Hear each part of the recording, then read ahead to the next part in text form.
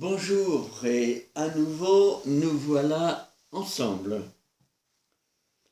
Les chirurgiens qui ont tenté les premières greffes d'organes se sont souvent heurtés à ce qu'ils ont appelé un phénomène de rejet. L'organisme receveur refusant au bout de quelque temps d'accueillir l'organe transplanté et de collaborer avec lui. De retour dans son village, après un temps d'absence vécu sur les bords du Jourdain, on ne reconnaît pas bien le fils du charpentier Joseph.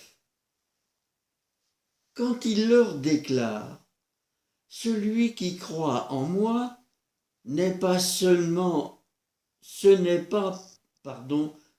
pas seulement en moi qu'il croit, mais aussi en celui qui m'a envoyé. » Beaucoup refusent alors de lui faire confiance.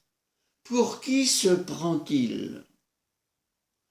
Au lieu de lui tendre l'oreille et le cœur, il refuse de l'entendre plus longtemps et de lui faire crédit, il le rejette.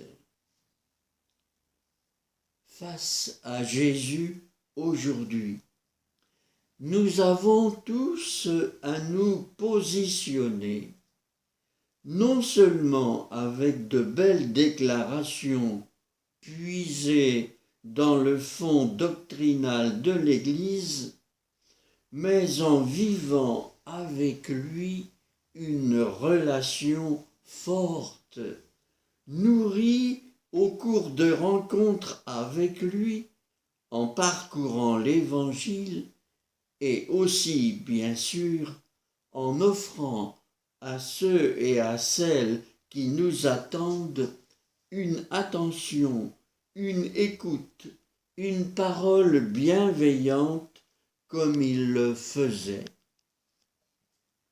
Plus et mieux nous accueillerons Jésus comme quelqu'un d'unique et de merveilleux. Plus et mieux nous serons en capacité de nous mettre au service. Quand on se sent aimé, notre cœur s'ouvre et ce sont des forces de vie qui explosent en nous et nous dynamisent. C'est un peu ce que vit la nature qui renaît à chaque printemps. Connaître Jésus, naître et renaître avec lui et par lui jusqu'au bout de nos jours, quelle belle aventure! Que le désir de vivre ce bonheur-là ne nous lâche